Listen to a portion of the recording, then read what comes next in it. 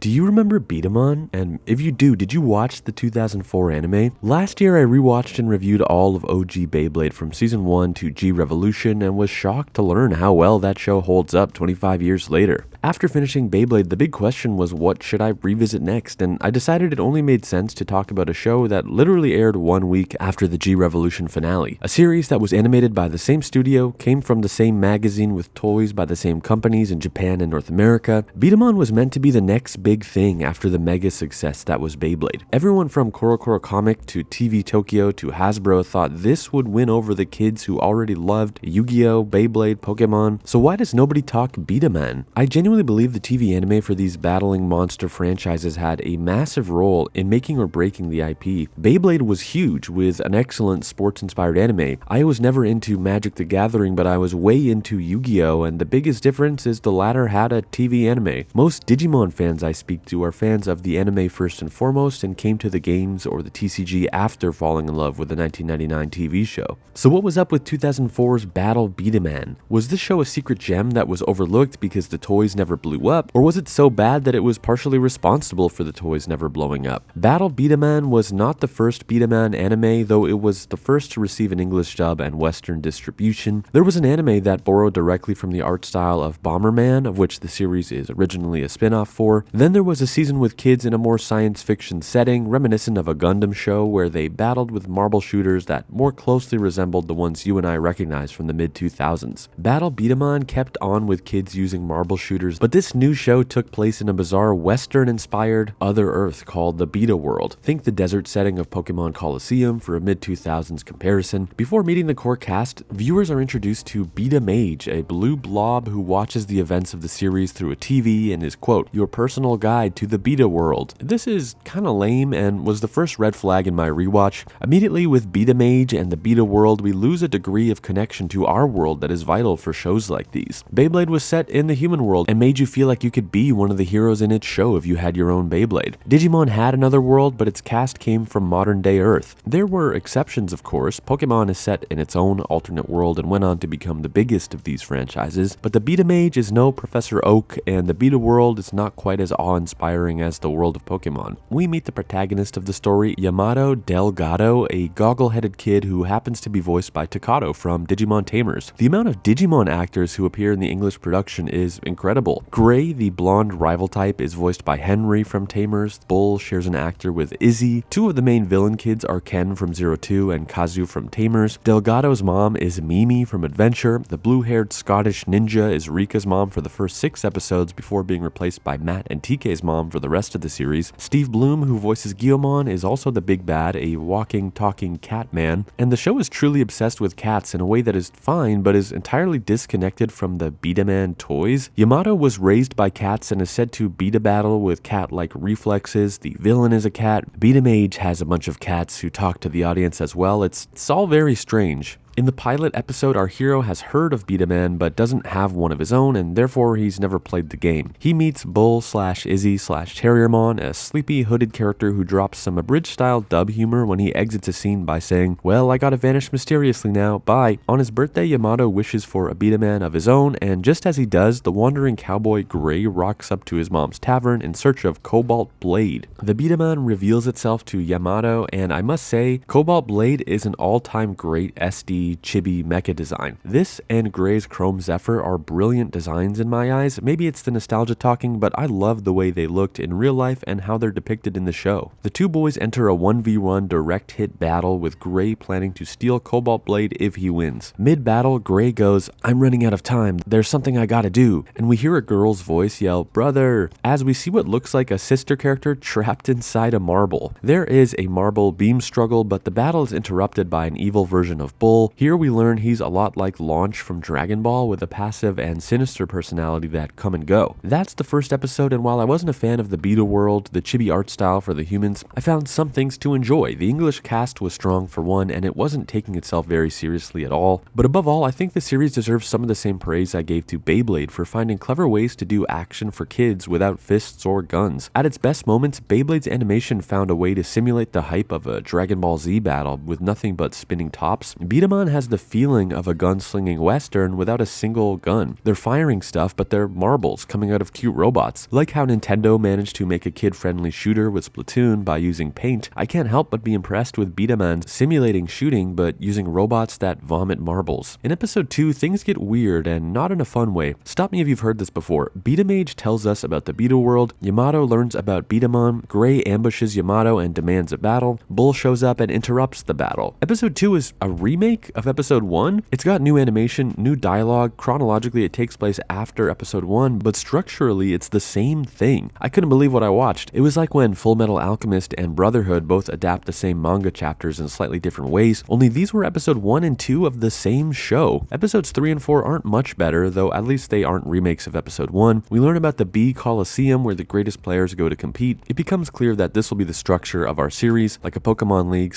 / Elite Four type escalation. So we have structure with the B-Daman League. Episode 5 sees Ken and Kazu from Digimon confront Takato, Izzy, and Henry. We have this nasty P joke in the Japanese original that is cut from the English version, which is entirely fair. There are a couple laughs to be found, like Bull revealing he has B-Daman parts under his cloak, like the Resident Evil 4 salesman. In 6 and 7, Yamato meets Terry, who has a ninja-style design and a Scottish accent in the English dub. It's said that Terry came from Japan, which is the first time a real-world country has been name-dropped in the series. So in the Western-inspired Beta world, we have blue-haired ninjas from Japan with Scottish accents. A big issue I found with B-Daman while watching the show is that there are just too many game types. I know that sounds like a good problem to have, and for an anime, maybe it's nice for providing variety in the episode scenarios, but for a toy line, this is way too complicated. Beyblade is simple. You let it rip, sit back, and watch your Beyblades whack each other until one stops spinning or is knocked out of the stadium. In B-Daman, you can play 6-wall, trap shooting, lion stage, phoenix stage, shield stage, head-to-head ultimate strike, cannonball, power alley, direct hit battle, to say nothing of the game types introduced in season 2. This is kind of absurd, and it had to have been a part of why the game didn't take off. I have one vivid memory of playing B-Daman. It was me and the boys in the basement on my 10th or 11th birthday, disregarding all rules and just using our B-Daman to blast marbles at each other like paintballs. This is definitely not how you play B-Daman, and we shouldn't have been monkeying around like that. I think we knocked over a picture frame or two. Sorry, Dad, if you're watching, but the statute of limitations is up. With Beyblade or Yu-Gi-Oh, we didn't have to make up ways to play because the games were clear and naturally fun. With the Battle B-Daman anime, I'm tapping out around here. Given what I saw so far, I'm not particularly interested in watching any more of this. The show does not have the stuff. There are probably some folks right now who adore this show. I know every niche thing has its dedicated fans. I, of course, run a channel that is known for covering Digimon in the year 2025, after all. So to the beta heads out there, I'm happy for you, but from my point of view, this series is a huge miss. As I said, I truly believe these TV anime had major roles to play in the success or failure of the toys and games they were tied to.